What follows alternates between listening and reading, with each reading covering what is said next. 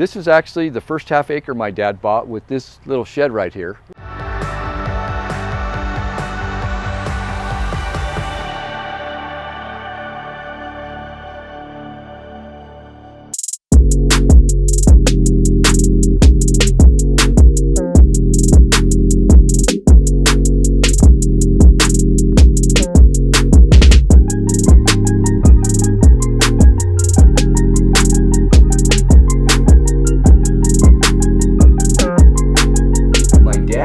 In 1957, opened up a fuel station, Texaco. He worked out of here. That when he first kind of got going, yes, that's where he started. So amazing. that's all he had, and then he bought 3.5 more acres that are on this site right here when he actually first started in '70 for the recycling. Really? Yes, this is where it all started, right here. That's crazy. It's still there too. It's still there. It's going to. I won't tear it down. So 1970 is when you like became an auto Fall of recycler. 1970. Oh wow. So, and I was 13 years old at the time. Loved cars. Never have had another job for him and with my brother. Since that point in time, I started in 1975 full time. So I was a buyer and a salesperson. Really? Yes. So you've done a lot of jobs here, haven't you?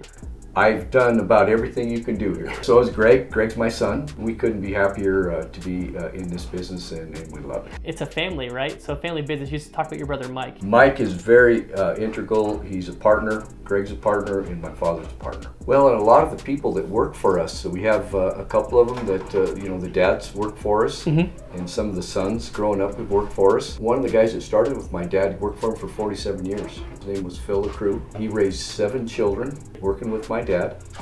There was 4 boys in my family, and my brother Michael's with me along with my son now. In the late 70s and the 80s, I was involved with the Colorado Association quite a bit. I was on the board. What I've saw with ARA in the last 3 or 4 years got me back. It's the people, the teamwork, and the direction that you're going. But what really makes me tick, I do a lot of hunting in the fall in the mountains, and I think it's fair to say that Nick Daurio loves to be outside. Love to be outside. And then in '75, I started working here full time. I was 17. I was buying cars. I'd run to Denver, bid on cars, and my dad would go get them. He had a '51 Chevy flatbed. He'd go pick them things up. And if they drove, he'd drive them back. Dude, you really? Yep. Oh, that's great. So we had all of this, a whole quarter of the state of Colorado on the southeast end. So we had, our drivers on the road every day. Oh, sure. But that was a great tool for us because wherever we were sending a truck to go pick up 2 cars at a time, we just had a 2-car hauler.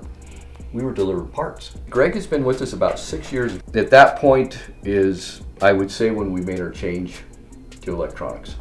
2014? 2014. That is what's exciting for me and us.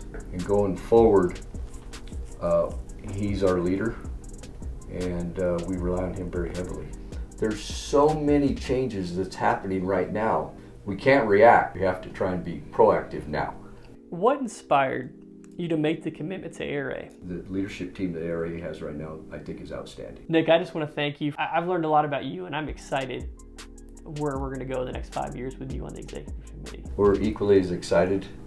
We're ready to get going. We're ready to dig in, and I can't thank you enough for coming out and visiting with us.